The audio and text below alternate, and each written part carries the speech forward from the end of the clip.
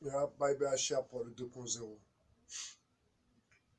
Alors, je ne vais pas donner le nom de la ville, je ne vais pas donner le nom du collège, de l'établissement où les faits se sont passés,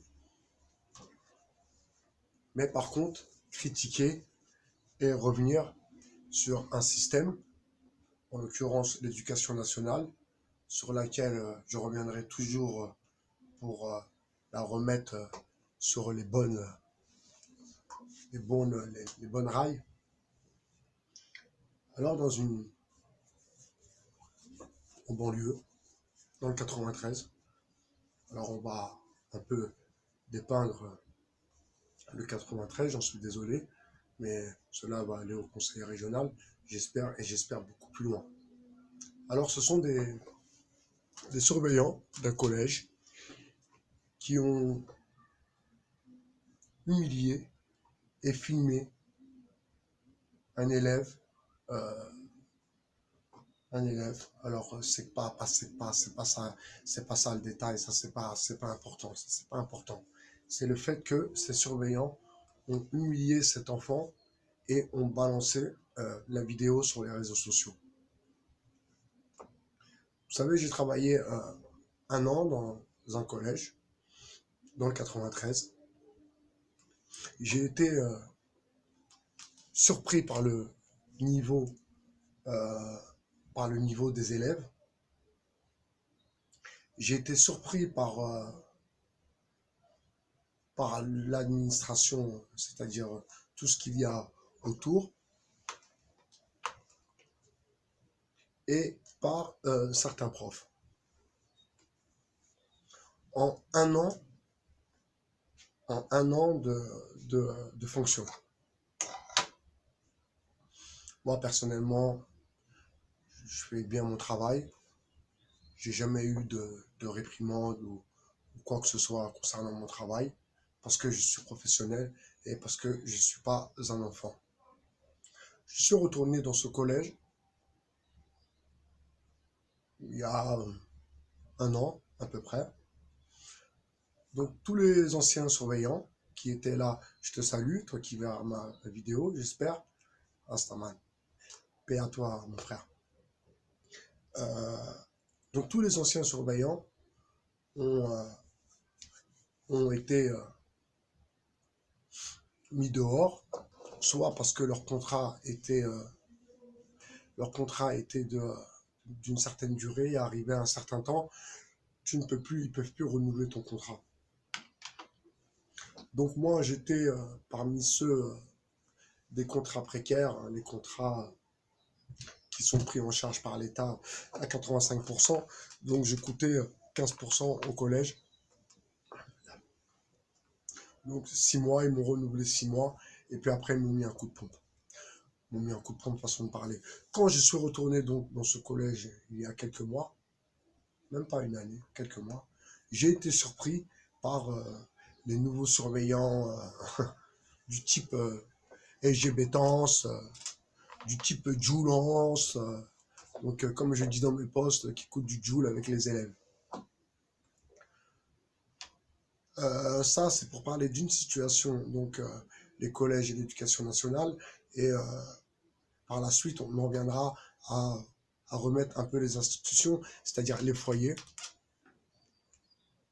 et certaines associations, et pas les petites associations, les grandes associations, et pas les petites structures, les grosses structures, où euh, le travail, leur travail est vraiment, vraiment médiocre et quelque part scandaleux.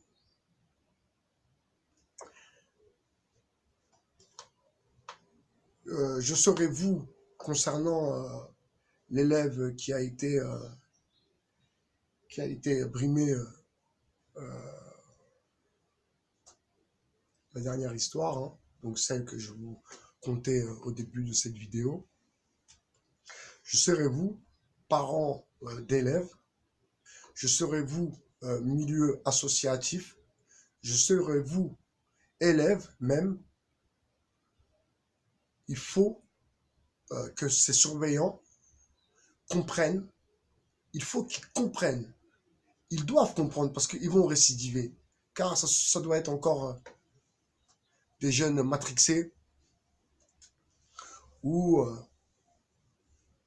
ou des jeunes sans aucune qualification, donc socialement parlant bien sûr, et encore moins pour travailler avec des enfants.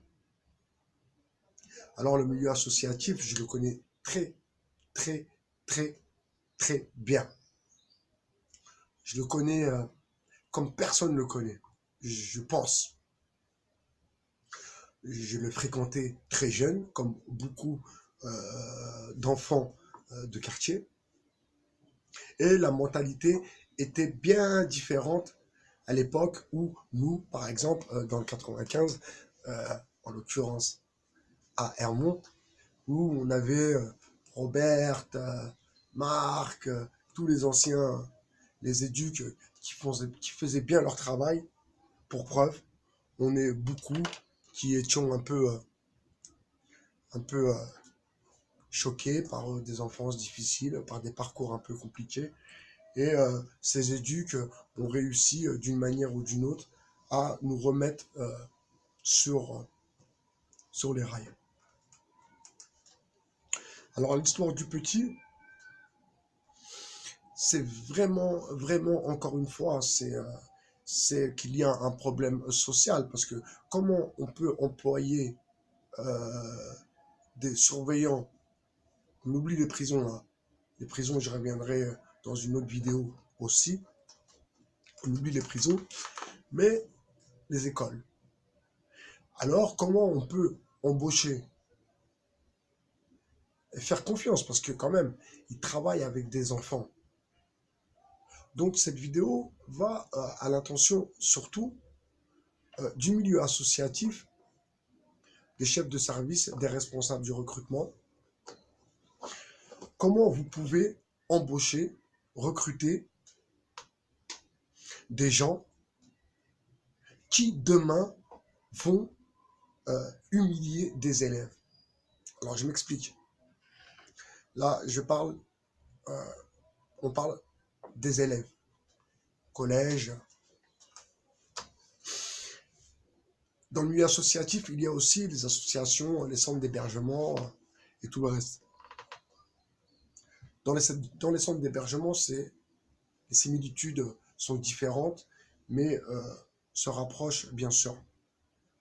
Alors maintenant, il y a tous ces petites jeunes, ces petites bobos qui veulent faire du social, parce que le social, quand on a compris un peu euh, le domaine et le milieu du travail et que nous n'avons pas fait de grandes études, pour certains, c'est une planque. Le social est devenu une planque. Parce que par rapport au travail qu'on te demande à faire et combien tu es payé, c'est plutôt pas mal à vrai dire. Sauf que, sauf que, il y en a qui prennent ça pour la planque, qui s'investissent au minimum, parce que de toute façon, ils ne connaissent pas l'investissement euh, avec des personnes. On ne peut pas travailler dans le social en n'ayant pas la fibre sociale. La fibre sociale, c'est quelque chose que tout le monde n'a pas en lui. Parce que c'est quelque chose qui n'est pas donné à tout le monde. Tout le monde n'est pas social. Tout le monde n'aime pas les autres. Tout le monde n'aime pas les gens. Tout le monde n'aime pas les enfants. Il y a des gens qui travaillent avec les enfants, mais qui n'aiment pas les enfants, qui n'ont pas d'enfants. Ça, c'est encore une autre histoire. Mais qui n'aiment pas les enfants. C'est une vérité, ça. Il y a des gens qui travaillent avec les enfants, mais qui n'aiment pas les enfants. C'est complètement paradoxal, c'est complètement fou, mais c'est aussi une réalité. Alors, ces petites ou ces petits, excusez-moi, parce que c'est pas spécialement à l'attention des petites bobos, c'est aussi à l'attention des petits bobos qui se mettent dans le social pour se cacher. Une bonne planque, le social. Mais quand tu n'as pas la fibre sociale, tu te barres du social. Tu te casses. Tu oses même pas te présenter pour travailler avec de l'humain. Parce que quand tu travailles dans le social, tu travailles avec des gens, tu travailles avec des sentiments, tu travailles avec de la frustration, de la rancœur, tu travailles avec des gens parfois qui sont un peu choqués, fracturés, qui ont des parcours un peu compliqués et tu peux pas te permettre de faire des écarts à la JCVD. Tu peux pas te permettre parce que tu travailles avec de l'humain et encore plus avec des enfants. Donc concrètement et personnellement, ça m'a touché, ça me touche encore et je me dois de faire cette vidéo. Ça, c'est par obligation personnelle et pas par revanche institutionnelle. Vraiment personnelle parce que ça m'a touché parce que euh, jamais j'aurais pu croire que dans une zone classée ZEP, SLIP, vous connaissez les insignes que, que l'État nous, nous impose pour payer moins d'impôts, moins de conseils régionaux, patati patata. Donc, comment des surveillants d'un collège venant, peut-être, j'en sais rien par rapport à ce collège, venant peut-être de quartiers difficiles, comment peuvent-ils se comporter de la sorte? Il faut se poser des questions. Parce que c'est, encore une fois, un signe de trahison. C'est-à-dire, tu es avec les tiens et tu vas te comporter d'une façon où même celui qui n'est pas des siens ne saurait pas comporter. Donc, cet exemple, ce qui est arrivé à ce petit, je t'embrasse, mon petit. Je t'embrasse très très fort. Et tous les adultes ne sont pas comme ça, mon petit. Vous voyez, ça me chamboule cette histoire parce que j'imagine ce petit. Alors, moi personnellement, j'ai pas vu les vidéos, mais voilà, j'ai échangé avec des gens qui ont vu les vidéos, qui ont vu. Et vraiment, je trouve ça vraiment. Alors, je suis contre la violence, je suis contre, contre tout excès de violence. Mais si ça aurait été un peu plus tôt et j'aurais été un peu plus jeune, je vous aurais dit euh, allez à l'école, allez les chercher et puis traînez-les par les cheveux. Parce que si ils font ça à vos enfants, ils l'ont fait à d'autres enfants et ils vont le refaire encore à d'autres enfants. Ça, c'est une réalité. Donc là, je m'adresse à vous, en l'occurrence, à cette ville. À qui? À ce collège et à cette ville. Où est arrivé ce malheur? Car c'est un malheur, c'est un malheur. Concrètement, c'est un malheur. Parents d'élèves, et ça j'ai déjà fait dans une vidéo, parents d'élèves, intéressez-vous un peu plus, de plus près à ce qui se passe euh, dans les écoles où sont vos enfants. Alors, je ne vais pas dire aux parents comment ils doivent faire leur travail, mais un enfant rentre toujours de l'école avec des devoirs à faire.